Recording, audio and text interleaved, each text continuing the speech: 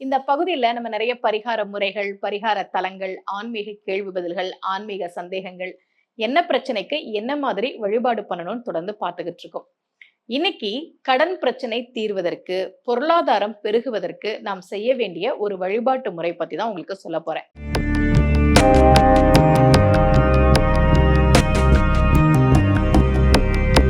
ரகசிய உண்மைகள் சேனலை பார்த்து கொண்டிருக்கும் உங்கள் அனைவருக்கும் சுமதி ஸ்ரீயின் அன்பு வணக்கம். பொதுவா இந்த கடன் பிரச்சனை தீர்றதுக்குன்னு சில கோவில்கள் இருக்கு, பதிகங்கள், பாசுரங்கள் இருக்கு. அதெல்லாமே நான் உங்களுக்கு வேற வேற பதிவுகள்ல சொல்லியிருக்கேன்.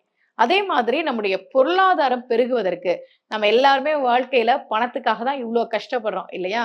காலையில கண்ணு முழிக்கிறதுல இருந்து இரவு தூங்குற வரைக்கும் ஒவ்வொருத்தரும் ஓடிக்கிட்டே இருக்கும். ஏன்? பணத்தை சேர்க்கறதுக்காக.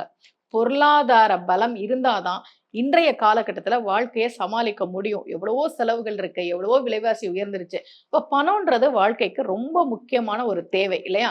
அப்போ யாராவது ரொம்ப கடன் பிரச்சனையில இருக்கிறோம், அல்லது இன்னும் கொஞ்சம் பணம் வேணும், பொருளாதார வளம் வேணும் அப்படின்னா அவர்கள் செய்ய வேண்டியது லக்ஷ்மி அஷ்டோத்தரம் ஒவ்வொரு நாளும் சொல்லுங்க. எங்களால ஒவ்வொரு நாளும் சொல்ல முடியாது அப்படின்னா வெள்ளிக்கிழமையில சுக்கிர ஓரையில சொல்றது ரொம்ப நல்லது. ஏன்னா சுக்கிரனுக்கு உரிய அந்த நாள் நேரம் அப்படின்றதுனால லக்ஷ்மி அஷ்டோத்திரத்தை சொல்கிற போது மகாலட்சுமி தாயாருக்கான மந்திரங்களே வேற வேற நிறைய இருக்கு. நானே கனகதாரா ஸ்தோத்திரம் பத்தி நான் உங்களுக்கு சொல்லியிருக்கேன் இல்லையா? ஒவ்வொரு நாளும் பாராயணம் பண்ணுங்க. ரொம்ப அழகா ஆதிசங்கரர் நமக்காக பாடி கொடுத்தார். கவியரசு கண்ணதாசன் அதை நமக்காக தமிழ்ல மொழிபெயர்த்து கொடுத்திருக்கிறார். கனகதாரா ஸ்தோத்திரம் சொல்லுங்க, நான் சொல்லியிருக்கேன் இல்லையா? அதே மாதிரிதான் லக்ஷ்மி அஷ்டோத்திரம்.